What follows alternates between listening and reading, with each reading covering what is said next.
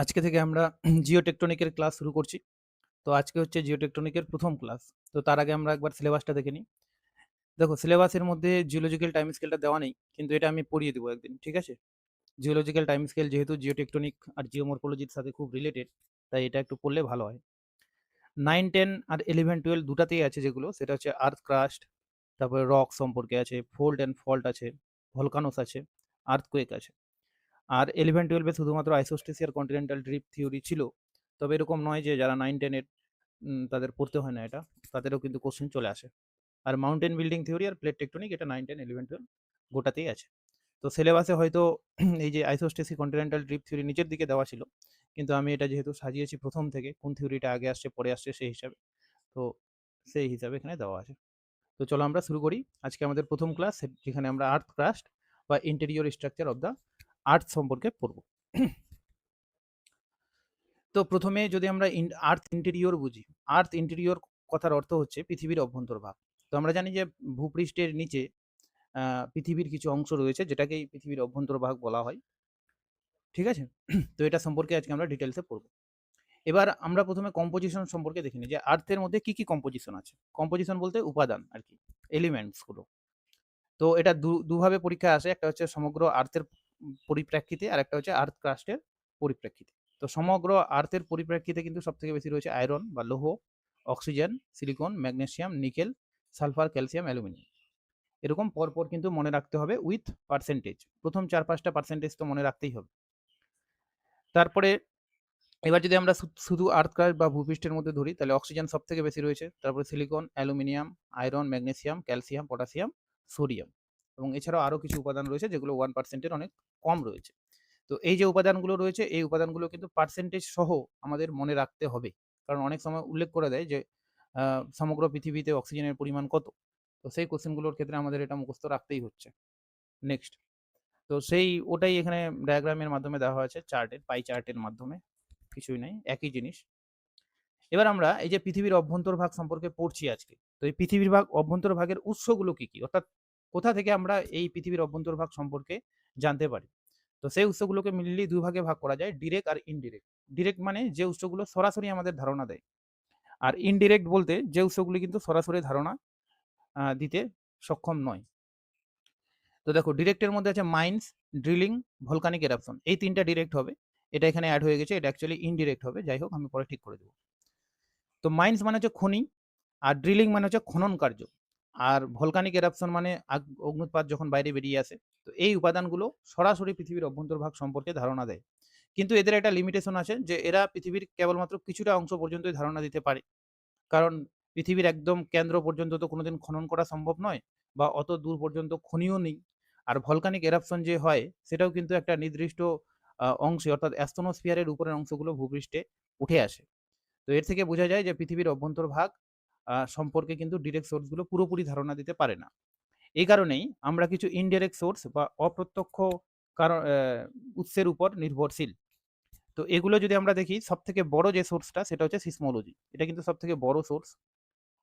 তারপরে হচ্ছে মিটিওরস মানে উল্কাপাত, তাপমাত্রা, প্রেসার, ঘনত্ব, এগুলো গ্র্যাভিটি অ্যানামলি, ম্যাগনেটিক ফিল্ড, এবং হচ্ছে আর্থের যে থিওরিগুলো। তো আর্থের থিওরিগুলো অ্যাকচুয়ালি কি বর্ণনা করে, যে পৃথিবী একটা সময় জ্বলন্ত আগ্নেয়পিণ্ড ছিল। তো জ্বলন্ত আগ্নেয়পিণ্ড ছিল এবং উপরের অংশটা ধীরে ধীরে শীতল হয়ে শক্ত হয়ে গেছে, ভূপৃষ্ঠ গঠন করেছে, এবং নিচের অংশগুলো কিন্তু এখনো ওরকম রয়ে গেছে। তার মানে এই যে আর্থের থিওরিগুলো, এটাও কিন্তু ইনডিরেক্টলি পৃথিবীর উৎপত্তি সম্পর্কে একটু ধারণা দেয়। এই আর্থের থিওরিগুলো অ্যাকচুয়ালি দুই প্রকার হয়, একটা হচ্ছে অ্যানসিয়েন্ট, একটা হচ্ছে মডার্ন। তো অ্যানসিয়েন্ট মানে হচ্ছে প্রাচীন তত্ত্ব। এই তত্ত্বগুলো কেবলমাত্র পৃথিবী সহ বিভিন্ন গ্রহের উৎপত্তি ব্যাখ্যা করতে পারে। অন্যদিকে মডার্ন বা আধুনিক যে থিওরিগুলো আছে, এটা শুধুমাত্র পৃথিবী বা গ্রহ নয়, সমগ্র মহাবিশ্বের, অর্থাৎ বিশ্ব ব্রহ্মাণ্ডের উৎপত্তি ব্যাখ্যা করতে পারে। যেমন হচ্ছে বিগ ব্যাং থিওরি।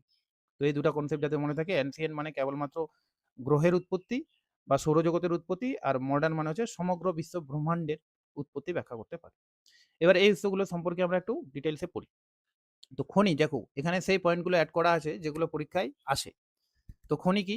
খনি থেকে যখন আমরা শিলা তুলে নিয়ে আসি বা খনিজ তুলে নিয়ে আসি, তখন কিন্তু তার নমুনা টেস্ট করে আমরা পৃথিবীর অভ্যন্তরভাগের একটু আইডিয়া পেতে পারি। তো যদি পৃথিবীর গভীরতম খনি দেখি, তাহলে পৃথিবীর গভীরতম খনি কিন্তু দক্ষিণ আফ্রিকায় রয়েছে, যেটার নাম হচ্ছে ম্যাপং গোল্ড মাইন্ড, যেটা বিশ্বের গভীরতম খনি, এবং এটা কিন্তু একটা সোনার খনি, ঠিক আছে। আর এছাড়াও কাতারের আলসাহিন বলে একটা কূপ আছে, তো সেই কূপটা হচ্ছে গভীরতম কূপ। পৃথিবীতে যত কূপ রয়েছে এটা হচ্ছে গভীরতম কূপ। তো এই কূপ আর খনি কিন্তু ডিরেক্টলি আমাদের পৃথিবীর অভ্যন্তরভাগ সম্পর্কে আইডিয়া দেয়, কিন্তু বললাম এদের একটা লিমিটেশন আছে। এরা একটা নির্দিষ্ট গভীরতা পর্যন্ত আইডিয়া দিতে পারে, তার নিচে যেহেতু যাওয়া যায় না, তো সেই কারণে এরা আইডিয়া দিতে পারে না। এবার ড্রিলিং, ড্রিলিং মানে হচ্ছে খনন কার্য।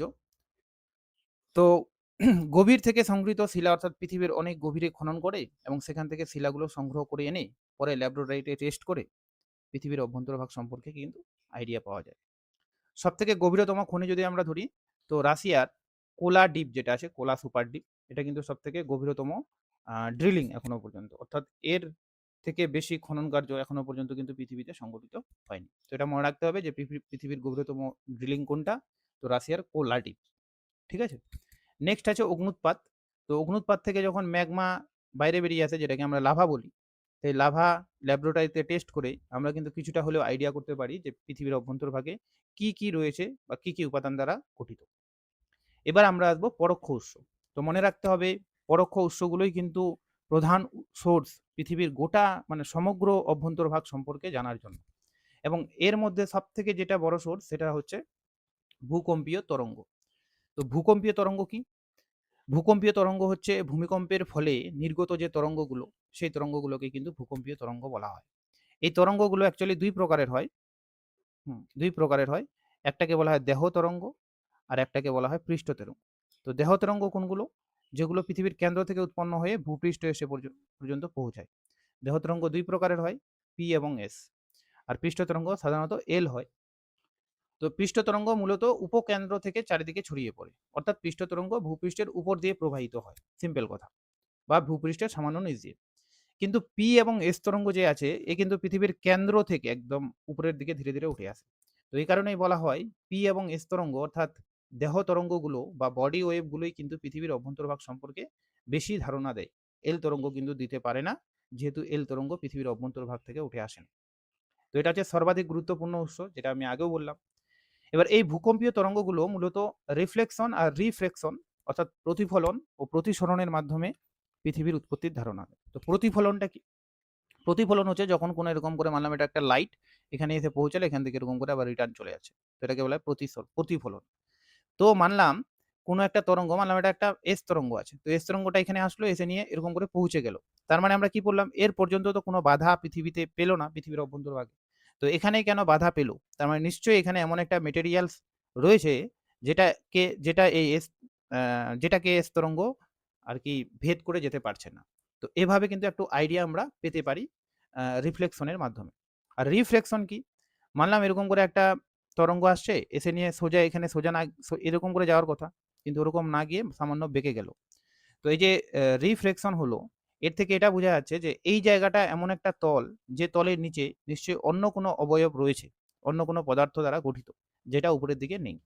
এই কারণেই কিন্তু তরঙ্গের গতিবিধিটা একটু পরিবর্তন হলো।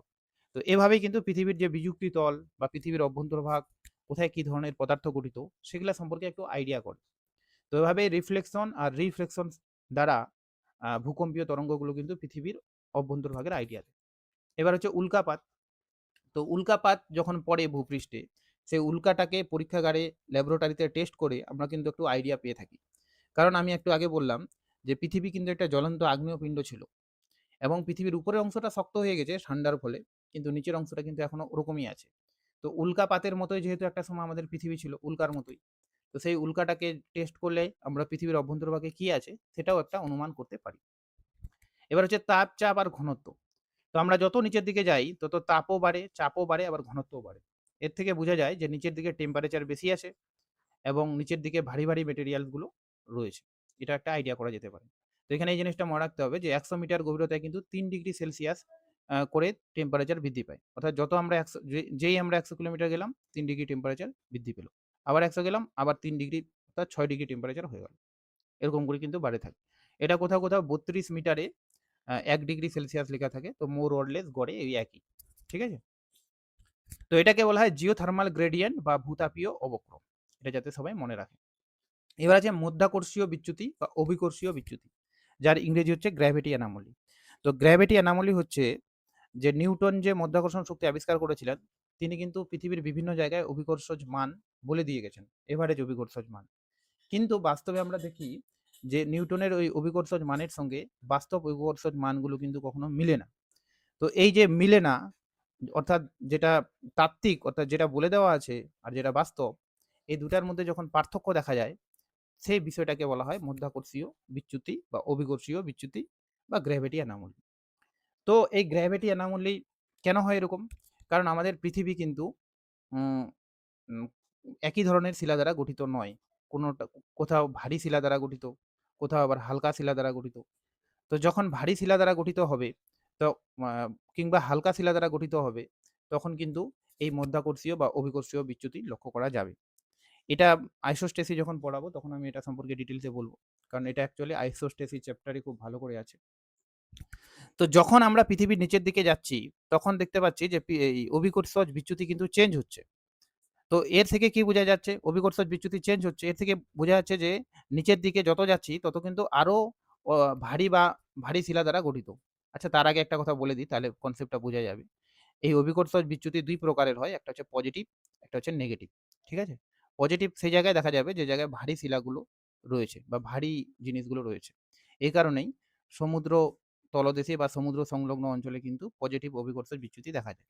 আর নেগেটিভ সেই জায়গায় দেখা যায় যে জায়গায় হালকা উপাদানগুলো রয়েছে। যেমন পর্বতের উপরের দিকে, পর্বত যেহেতু হালকা শিলা দ্বারা গঠিত, এরকম। তো যত আমরা নিচের দিকে যাচ্ছি তত দেখা যাচ্ছে যে পজিটিভ গ্র্যাভিটির পরিমাণ বাড়ছে। ঠিক আছে? গ্র্যাভিটি অ্যানোমালির পরিমাণ বাড়ছে। তার মানে কি বোঝাচ্ছে? যে ভিতরের দিকে নিশ্চয়ই কোনো ভারী শিলা রয়েছে বা ভারী উপাদান রয়েছে। তো এভাবে অভিকর্ষজ বিচ্যুতিও কিন্তু পৃথিবীর অভ্যন্তরভাগ সম্পর্কে একটা আইডিয়া দেয়। তারপর আছে চৌম্বক ক্ষেত্র।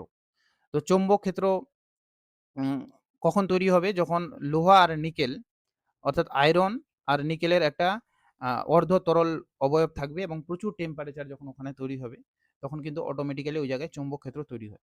তো আমরা জানি যে আউটার কোর বলে একটা জায়গা আছে। সেই অভ্যন্তরভাগে কিন্তু চৌম্বক ক্ষেত্র রয়েছে। তো এর থেকে আমরা অনুমান করতে পারি যে হয়তো সেখানে লোহা আর নিকেলের একটা অর্ধ তরল অবস্থায় রয়েছে এবং সেখানে প্রচুর টেম্পারেচারও রয়েছে। এভাবে চৌম্বক ক্ষেত্রও কিন্তু আমাদের একটা আইডিয়া করে দেয় পৃথিবীর অভ্যন্তরভাগ সম্পর্কে। এবং সবার শেষে পৃথিবীর উৎপত্তি সংক্রান্ত তত্ত্বগুলোও কিন্তু আমাদের পৃথিবীর অভ্যন্তরভাগের একটু ধারণা দেয়। তো এই উৎপত্তি সংক্রান্ত থিওরিগুলো কিন্তু মনে রাখতে হয়।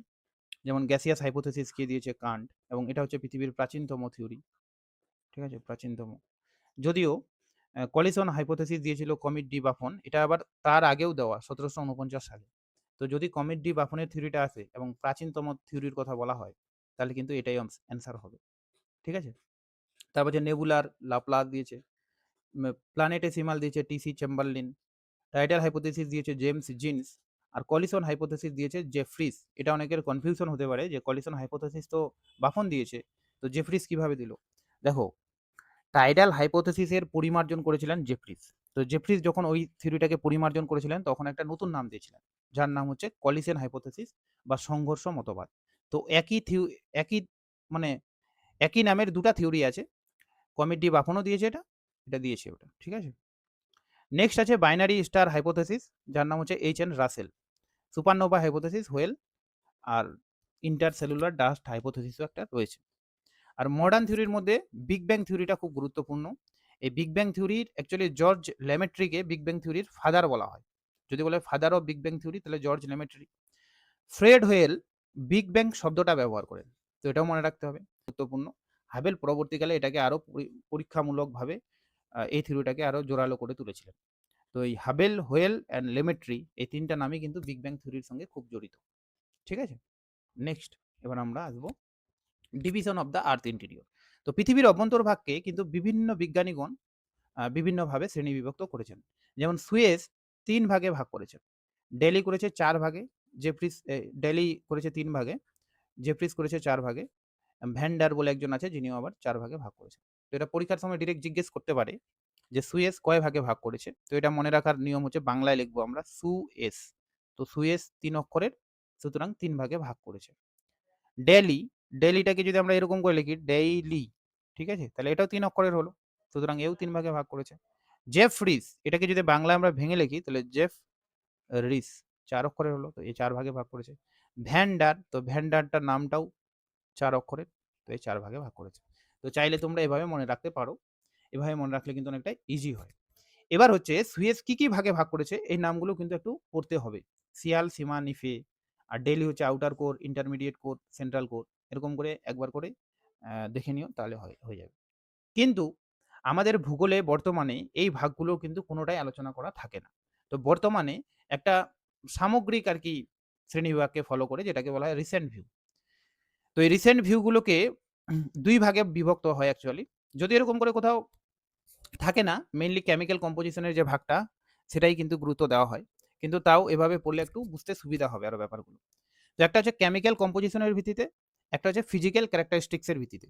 তো দুটার মধ্যে কি পার্থক্য? কেমিক্যাল কম্পোজিশন বলতে যে পৃথিবীর বিভিন্ন অংশ, অভ্যন্তরভাগের বিভিন্ন অংশ কি উপাদান দ্বারা গঠিত, কোথায় কোন উপাদান রয়েছে তার ভিত্তিতে কিন্তু একে ক্রাস্ট, ম্যান্টেল আর কোর ৩ ভাগে ভাগ করা হয়।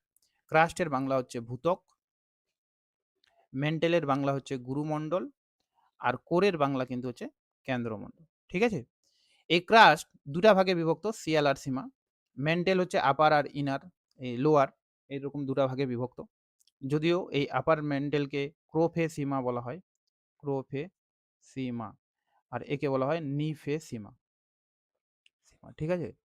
কোরকে ২ টা ভাগে ভাগ করা যায়, ইনার আর আউটার কোর। এবার কোরের মধ্যে যেহেতু নিকেল আর ফেরাসের পরিমাণ বেশি থাকে, তো কোরটাকে নিফে বলা হয়। ঠিক আছে? কোরকে বলা হচ্ছে নিফে। তো এটা যাতে মনে থাকে। এবার ফিজিক্যাল ক্যারেক্টারিস্টিক্স মানে কি আবার? ফিজিক্যাল ক্যারেক্টারিস্টিক্স এর ভিত্তিতে ৪ ভাগে ভাগ করা হয়। তো ফিজিক্যাল ক্যারেক্টারিস্টিক্সটা কি? ফিজিক্যাল ক্যারেক্টারিস্টিক্স বলতে পৃথিবীর অভ্যন্তরভাগের কোন অংশটা কি অবস্থায় রয়েছে, কোনটা কঠিন, কোনটা তরল, কোনটা অর্ধ তরল অবস্থায় রয়েছে, তার ভিত্তিতে একে ৪ ভাগে ভাগ করা যায়। তো লিথোস্ফিয়ার একটা, তো লিথোস্ফিয়ার বলতে mainly rigid outer layer including the upper mental, অর্থাৎ পুরো ভূত্বকটা তো গেলই, ক্রাস্ট প্লাস মেন্টেলের উপরের অংশটা অর্থাৎ আপার মেন্টেল, ক্রাস্ট প্লাস আপার মেন্টেল এটাকে বলা হয় লিথোস্ফিয়ার। এবার আপার মেন্টেলের নিচ থেকে লোয়ার মেন্টেলের গোটাটা এটাকে বলা হচ্ছে অ্যাস্তনোস্ফিয়ার। ঠিক আছে? মানে আপার মেন্টালের নিচ থেকে লোয়ার মেন্টালের উপর পর্যন্ত। লোয়ার মেন্টাল গোটাটা না। আর লোয়ার মেন্টালটা বেসিক্যালি মেসোস্ফিয়ার নামে পরিচিত। ঠিক আছে? তাহলে কি বললাম? লিথোস্ফিয়ার বলতে ক্রাস্ট প্লাস মেন্টালের যেটুকু অংশ কঠিন শিলায় গঠিত। অর্থাৎ ক্রাস্টের সমগ্রটা প্লাস মেন্টালের উপরের সামান্য অংশ। এই ২ টা মিলে লিথোস্ফিয়ার। আর অ্যাস্তনোস্ফিয়ার কোনটা? এই যে লিথোস্ফিয়ারের নিচের সামান্য অংশ, যেটা আপার ক্রাস্টটাকে রিপ্রেজেন্ট করছে। সরি, আপার মেন্টালকে রিপ্রেজেন্ট করছে সেটা হচ্ছে অ্যাস্তনোস্ফিয়ার। আর মেসোস্ফিয়ার হচ্ছে লোয়ার মেন্টেলটাকে অ্যাকচুয়ালি মেসোস্ফিয়ার বলা হয়। আর ব্যারোস্ফিয়ার বলতে অ্যাকচুয়ালি আউটার প্লাস ইনার কোরকে বোঝানো হয়। ইনার কোর এই ২ টা একত্রে ব্যারোস্ফিয়ার নামে পরিচিত। অনেক জায়গায় একে সেন্ট্রোস্ফিয়ারও বলা হয়। ঠিক আছে? তো ব্যারোস্ফিয়ার, সেন্ট্রোস্ফিয়ার একই ব্যাপার। নেক্সট, এবার ডিভিশনটা যদি দেখি তো ভূত্বক এরকম গুরুমণ্ডল, কেন্দ্রমণ্ডল এটা আছে। এবার একটা করে আমরা পড়ব ধীরে, ধীরে।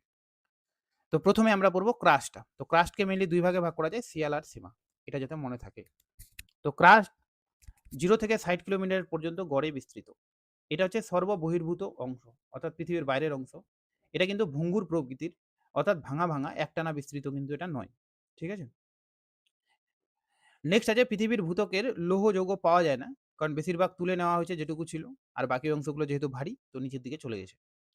তো এটা হালকা স্তর এজন্যই উপরে রয়েছে এবং কঠিন পদার্থ দ্বারা গঠিত। এখানে কেবলমাত্র এল তরঙ্গ প্রবাহিত হয় এবং এটা হচ্ছে সবচেয়ে শীতলতম স্তর। যতগুলো লেয়ার আছে সবথেকে শীতল স্তর। পৃথিবীর মোট আয়তনের মাত্র 2% এখানে রয়েছে।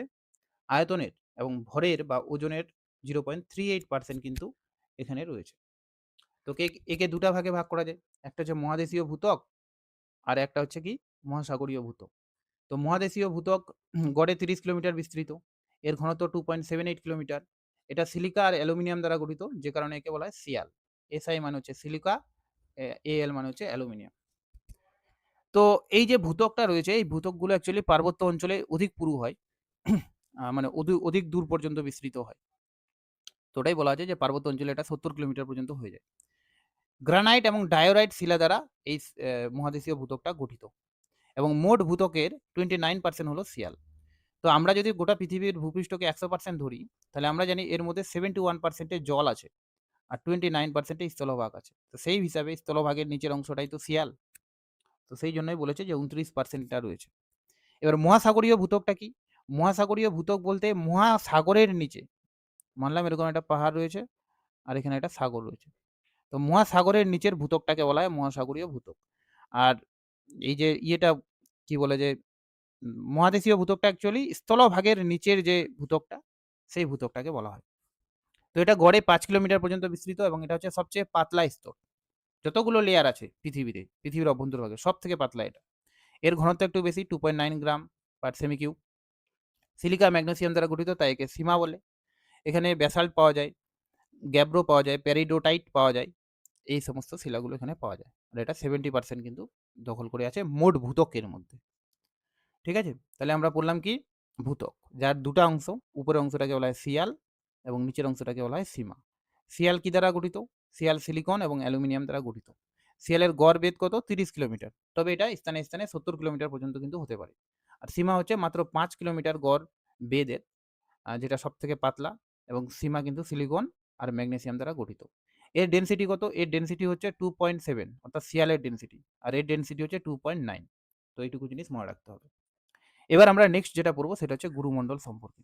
দেখো এই সিয়ালের নিচে আর গুরুমণ্ডলের উপরের দিকে আরেকটা লেয়ার রয়েছে যেটার নাম হচ্ছে অ্যাস্তনোস্ফিয়ার, যেটা কিন্তু অর্ধতরল বা প্লাস্টিক অবস্থায় রয়েছে। অ্যাস্তনোস্ফিয়ার, তো এটাও যাতে মনে থাকে, অ্যাস্তনোস্ফিয়ার কিন্তু সীমার নিচে এবং গুরুমণ্ডলের উপরের দিকে রয়েছে। নেক্সট, তাহলে এবার আমরা ম্যান্টেল পড়বো। ম্যান্টেলকে ২ ভাগে ভাগ করা যায়। ম্যান্টেলের বাংলা অর্থ হচ্ছে গুরুমণ্ডল, হ্যাঁ, আর আপার আর লোয়ার। আপারটা আবার ক্রোফেসিমা নামে পরিচিত, ক্রোফেসিমা, আর লোয়ারটা হচ্ছে নিফেসিমা নামে পরিচিত। গেল। তো মেন্টেল যদি আমরা দেখি বা এই কি বলে যে গুরুমণ্ডল, তাহলে এটা সাইড থেকে ২৯০০ কিলোমিটার পর্যন্ত কিন্তু বিস্তৃত গড়ে। এগুলো এক এক জায়গায় এক এক রকম লেখা থাকতেও পারে, কিন্তু একটা এভারেজলি আর কি আমরা বলছি। তো ওটাই বলছে যে ভূপৃষ্ঠের নিচে ২৯০০ কিলোমিটার পর্যন্ত বিস্তৃত অংশটাই কিন্তু মেন্টেল নামে পরিচিত। এটা কিন্তু নিকেল, ক্রোমিয়াম, সিলিকা, ম্যাগনেসিয়াম, লোহা এই সমস্ত উপাদানগুলো দ্বারা গঠিত। যে উপাদানগুলো কিন্তু সিলিকা আর অ্যালুমিনিয়ামের তুলনায় একটু বেশি ভারী আর কি।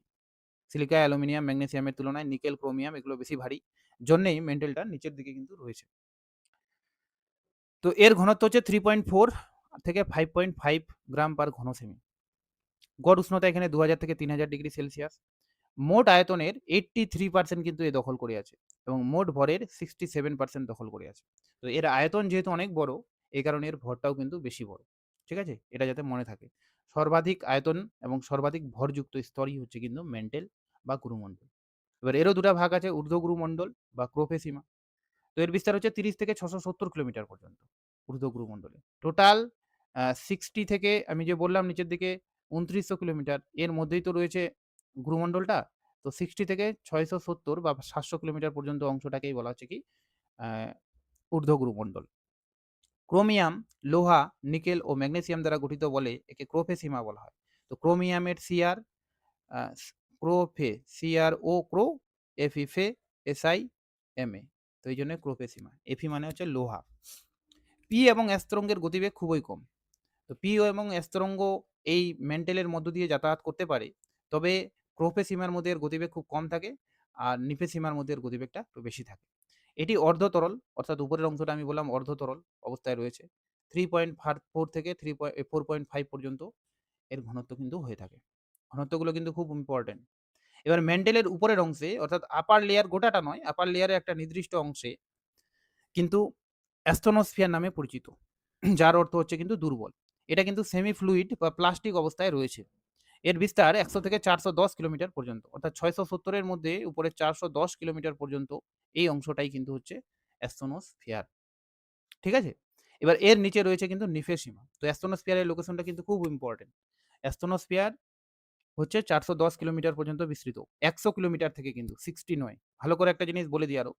0 থেকে 60 এর মধ্যে থাকলো ক্রাস্ট। হুম? 60 থেকে 60 থেকে এবার ১০০ বললাম। আর নিচের দিকে হচ্ছে এরকম ৪১০ আর নিচের দিকে ৬৭০। তো এগুলো মানে কি? তো এই 60 থেকে ৬১০, ৬৭০ এটাই অ্যাকচুয়ালি ক্রোফেসিমা। এবার এর মধ্যে উপরের কিছুটা 60 থেকে 100 পর্যন্ত কঠিন অবস্থায় থাকে। কিন্তু তার 100 কিলোমিটারের পর থেকে এই 410 কিলোমিটার পর্যন্ত এই যে অংশটা, এই অংশটাই কিন্তু অর্ধতরল অবস্থায় থাকে এবং এটাকেই কিন্তু অ্যাস্ট্রোনোস্ফিয়ার বলা হয়। এবার এই 670 কিলোমিটারের নিচে থেকে ২৯০০ কিলোমিটার পর্যন্ত অংশটাকে বলা হচ্ছে নিফেসিমা। কারণ এটা নিকেল, ফেরাস, সিলিকা, ম্যাগনেসিয়াম দ্বারা গঠিত। এখানে পি তরঙ্গ এবং এস তরঙ্গ চলাচল করতে পারে এবং এখানকার গতিবেগটা প্রোফেসিমার তুলনায় একটু বেশি থাকে। এটা কঠিন অবস্থায় রয়েছে, উপরেরটা যেমন অর্ধতরল, এটা কিন্তু কঠিন অবস্থায় রয়েছে এবং এর ঘনত্বটা একটু বেশি, 4.5 থেকে 5.5 গ্রাম পার ঘনসেমি। তো আমরা পড়লাম কি গুরুমণ্ডল। তো গুরুমণ্ডল কি বললাম যে গুরুমণ্ডলের বিস্তার হচ্ছে 60 থেকে ২৯০০ কিলোমিটার পর্যন্ত। এর মধ্যে ১০০ থেকে ৪১০ কিলোমিটারের মধ্যে একটা অঞ্চল আছে, যে অঞ্চলটাকে বলা হয় অ্যাস্ট্রোনস্ফিয়ার এবং এই 60 থেকে ৬৭০ কিলোমিটার পর্যন্ত অংশটার নাম হচ্ছে ক্রোফেসিমা এবং ৬৭০ থেকে ২৯০০ কিলোমিটারের অংশটার নাম হচ্ছে নিফেসিমা। নিফেসিমা কিন্তু নিফে নয়। এবার আমরা পড়ব কেন্দ্রমণ্ডলটা। তো কেন্দ্রমণ্ডলের বিস্তার ২৯০০ কিলোমিটার থেকে একদম ভূ অভ্যন্তর ৬৩৭১, কোনো জায়গায় ৭৮ লেখা থাকে, কোনো জায়গায় ৭০ লেখা থাকে। তাই আমি বললাম এটা একটা এভারেজ মান ধরে পড়তে হয়, তাহলেই কিন্তু হয়ে যায়। এই কেন্দ্রমণ্ডলেরও কিন্তু ২ টা অংশ আছে। উপরেরটাকে বলা হয় আউটার কোর, যেটা বাইরের দিকে আছে। আর ভিতরেরটাকে বলা হয় ইনার কোর, অর্থাৎ যেটা ভিতরের দিকে রয়েছে। তো এটা সম্পর্কে এবার ডিটেইলস পড়ব। তাহলে এবার আমরা পড়ব কি কোর, ইনার কোর আর আউটার কোর। তো কোর যদি আমরা দেখি, যে কোর আবিষ্কার করে ওল্ডহাম ১৯০৬ সালে এর কিন্তু আবিষ্কার করে। আবিষ্কার মানে উদ্ভাবন করে আরকি, প্রমাণ করে যে এরকম একটা লেয়ার রয়েছে যাকে আমরা কোর নাম দিতে পারি। তো এটা সর্বাধিক পুরু, সবথেকে পুরু মানে এর গভীরতা সবথেকে বেশি গভীরতা ২৯০০ থেকে ৬৩৭১ কিলোমিটার পর্যন্ত এ কিন্তু বিস্তৃত। নিকেল লোহা দ্বারা গঠিত হওয়ায় একে কিন্তু নিফে বলে। তো সবথেকে ভারী উপাদান পৃথিবীর নিকেল আর লোহা, ফেরাস। তো এই ২ টা উপাদান কিন্তু রয়েছে এই অংশে। এই কারণে একে সংক্ষেপে নিফে বলা হয়। তো পৃথিবীর মোট আয়তনের ১৩% এবং মোট ভরের ৩৬% কিন্তু এ দখল করে আছে। আমি আগেই বললাম যে মোট আয়তন এবং মোট ভরের দিক দিয়ে প্রথম হচ্ছে কিন্তু মেন্টেল বা গুরুমণ্ডল। কেন্দ্রমণ্ডল কিন্তু দ্বিতীয় পজিশনে। এ ২ টা ভাগ রয়েছে। ২৯০০ থেকে ৫১৫০ কিলোমিটার পর্যন্ত বিস্তৃত অংশটাকে বলা হয় বহিঃকেন্দ্রমণ্ডল, যাকে ইংরেজিতে বলা হয় আউটার কোর। যার ঘনত্ব হচ্ছে ১০ থেকে ১২.৩ গ্রাম পার ঘনসেমি। এটি অর্ধতরল ভূস্তর। যেমন আমরা প্লাস্টিক জাতীয় পড়লাম না অ্যাস্ট্রোনোস্ফিয়ারটা? তো এটাও কিন্তু সেম ওরকম টাইপের অর্ধতরল। এখানে লোহা, নিকেল ও ক্রোমিয়াম দ্বারা গঠিত পদার্থ অর্ধতরল বা সান্দ্র প্রকৃতির হয়। এবং যেহেতু এটা লোহা আর নিকেলটা অর্ধতরল রয়েছে, প্লাস তারপরে এখানে কি বলে যে টেম্পারেচারও বেশি। এই কারণে এখানে ইলেকট্রিসিটি জেনারেট হয়। যার দরুন এখানে একটা পৃথিবীর মধ্যে ম্যাগনেটিক ফিল্ড তৈরি হয়েছে।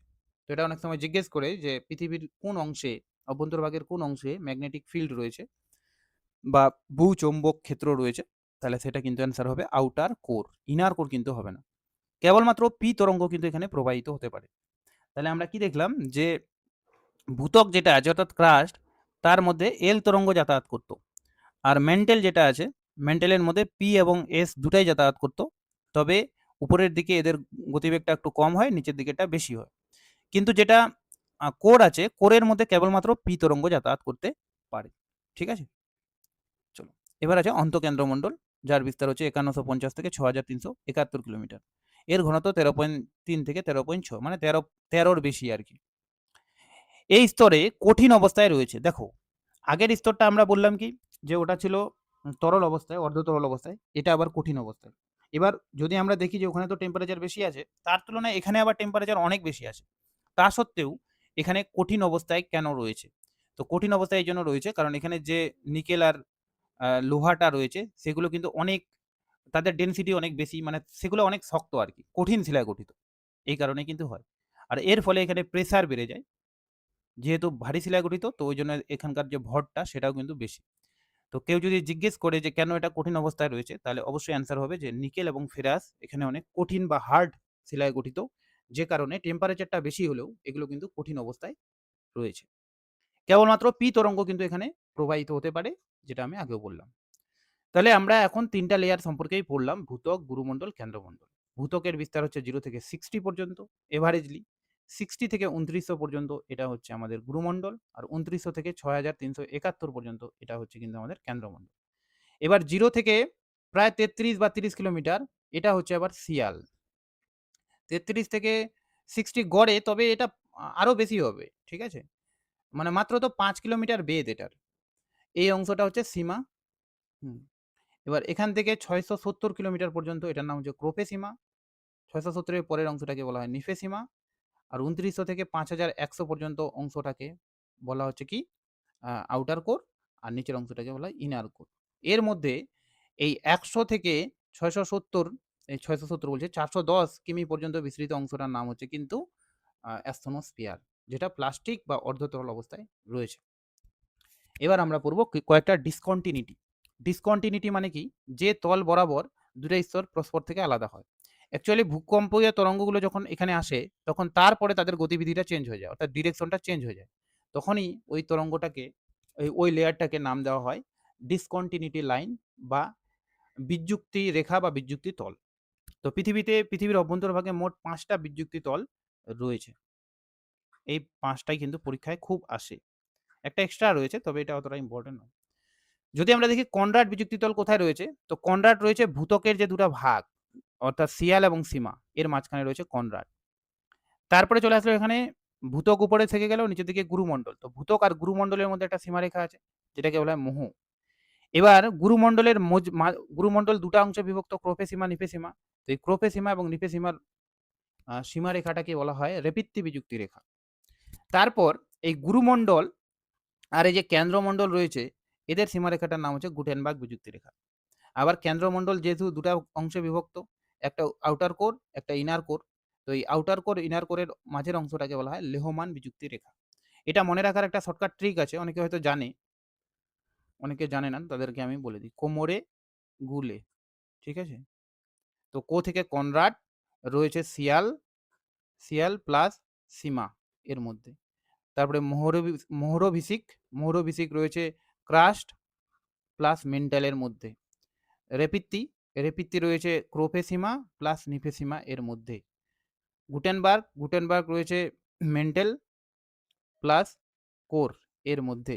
লেহমান রয়েছে outer core plus inner core এর মধ্যে। ঠিক আছে? তো এটা মনে রাখতে হবে পরপর। এবং এটা কত কিলোমিটার ডেপথে আছে, যদিও ডেপথগুলো একটু অনুমান করলেই বলা যায়, তাও চাইলে তোমরা পড়ে নিতে পারো এটা, ঠিক আছে? এগুলো একটু এদিক ওদিক হতেও পারে, অ্যাডজাস্ট করে নিতে হবে আর কি। তো দেখো, গুটেনবার্গ বিযুক্তি রেখাকে বলা হয় ওল্ড হাম গুটেনবার্গ বা উইচার্ড গুটেনবার্গ বিযুক্তি রেখা, কারণ এরাই এটাকে আবিষ্কার করেন এই কারণে। লেহমান বিযুক্তি রেখাকে বলা হয় বুল অ্যান্ড ডিসকন্টিনিউটি, এটা পরীক্ষায় খুব আসে, যে কারণে এটা আমি রেড কালার দিয়ে হাইলাইট করে দিয়েছি। আরেকটা অনেক সময় জিজ্ঞেস করতে পারে যে 666 কিমি 30 কিমি বিযুক্তি রেখা কোথায় আছে, তাহলে এটা হচ্ছে আউটার আর ইনার মেন্টেলের মধ্যে হবে, কারণ ওই অংশের মধ্যে এটা পড়ে। নেক্সট, এবার আমরা পড়বো ফিজিক্যাল কম্পোজিশন। তো ফিজিক্যাল কম্পোজিশন থেকে বেশি কোশ্চেন আসে না, এবং ফিজিক্যাল কম্পোজিশনগুলো অলরেডি ওই কেমিক্যাল কম্পোজিশনের মধ্যে অ্যাড হয়ে যায় কিন্তু। তা একটু আলাদা করে আমি পড়িয়ে দিই যাতে বুঝতে সুবিধা হয়। তো প্রথমে আছে লিথোস্ফিয়ার। অলরেডি আমরা কি বললাম, যে ভূপৃষ্ঠ থেকে অর্থাৎ 0 থেকে 100 কিলোমিটার পর্যন্ত কিন্তু কঠিন শিলা দ্বারা গঠিত। এই অংশটাকে বলা হয় লিথোস্ফিয়ার, যার মধ্যে গোটা ক্রাস্টটা পড়ছেই, ক্রাস্টার পাশাপাশি কিন্তু নিচে ম্যান্টেলের কিছু অংশ পড়ছে, অর্থাৎ 40 কিলোমিটার ম্যান্টেলের পড়ছে, অর্থাৎ পুরো ক্রাস্টটা প্লাস আপার ম্যান্টেলের কিছু অংশ মিলেই কিন্তু লিথোস্ফিয়ার তৈরি। অ্যাস্ট্রোনোস্ফিয়ার কি? এবার এই যে 100 কিলোমিটার থেকে 410 কিলোমিটার আমি বলেছিলাম, মনে আছে? তো 100 থেকে 410 কিলোমিটার, এটার নাম হচ্ছে অ্যাস্ট্রোনোস্ফিয়ার, যেটা কিন্তু অনেক দুর্বল প্লাস্টিক জাতীয় শিলা দ্বারা গঠিত, এবং এটা লিথোস্ফিয়ারের নিচে থাকে। নেক্সট আছে মেসোস্ফিয়ার। তো মেসোস্ফিয়ার বলতে অ্যাকচুয়ালি লোয়ার যে মানে নিফে সীমা, যেটা আর কি নিফে সীমা বা যেটা লোয়ার মেন্টেল, সেই অংশটাকে বোঝানো হয়। ঠিক আছে?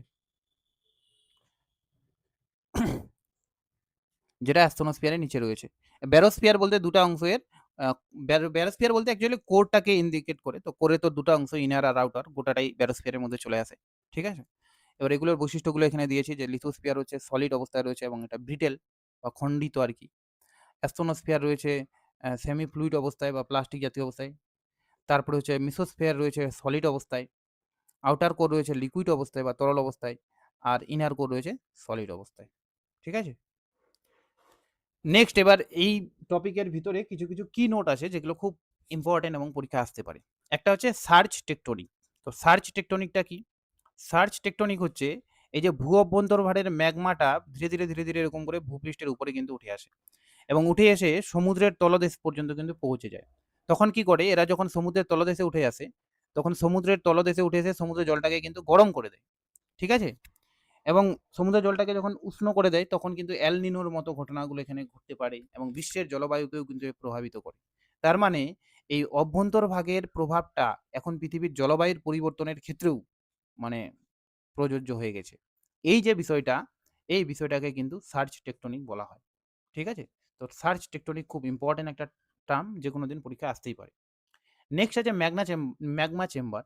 তো আমরা জানি যে ক্রাস্টের নিচে একটা লেয়ার রয়েছে যার নাম হচ্ছে অ্যাস্তনোস্ফিয়ার, যেটা অ্যাকচুয়ালি আপার ম্যান্টেলের আ উম উপরের অংশটাকে বোঝানো হয়।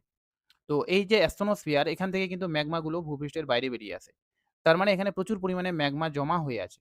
যে কারণে এই অঞ্চলটাকে বলা হচ্ছে ম্যাগমা চেম্বার বা ম্যাগমা প্রকোষ্ঠ। এভারেজ ডেনসিটি গুলো অনেক সময় জিজ্ঞেস করে যে average density of the earth কত? তাহলে 5.517 গোটা পৃথিবীর সাপেক্ষে। Average density of the earth surface যদি ভূপৃষ্ঠে বলে তো 2.6 থেকে 3.3, এটা 7 ও পড়তে পারো। এভারেজ ডেনসিটি অফ দ্য এটা আর্থ সারফেস হবে না, এটা হচ্ছে কোর। যদি কোর বা কেন্দ্রমণ্ডলের আমরা জিজ্ঞেস করি তাহলে সেটা কিন্তু হবে 11 কেন্দ্রমণ্ডলে। ঠিক আছে? যদিও আউটার কোর কিছুটা বেশি, ইনার কোর কিছুটা কম। ঠিক আছে? সরি, আউটার কোর কিছুটা কম, ইনার কোরে কিছুটা বেশি। এবার আরেকটা আছে অ্যাস্ট্রোনস্ফিয়ার। তো এখান থেকে অনেক কোশ্চেন আসে। প্রথম হচ্ছে অ্যাস্ট্রোনস্ফিয়ারের ধারণা কে দেয়? তো জোসেফ বোরেল দেয় 1914 সালে। এই নামের অর্থ হচ্ছে দুর্বল। ঠিক আছে? অবস্থান যদি দেখি আমরা তো লিথোস্ফিয়ারের নিচে ১০০ থেকে ৪১০ কিলোমিটার গভীরতা পর্যন্ত এর বিস্তার। প্রকৃতি যদি দেখি তো এটা সেমি লিকুইড, সেমি মল্টেন বা প্লাস্টিক অবস্থায় রয়েছে।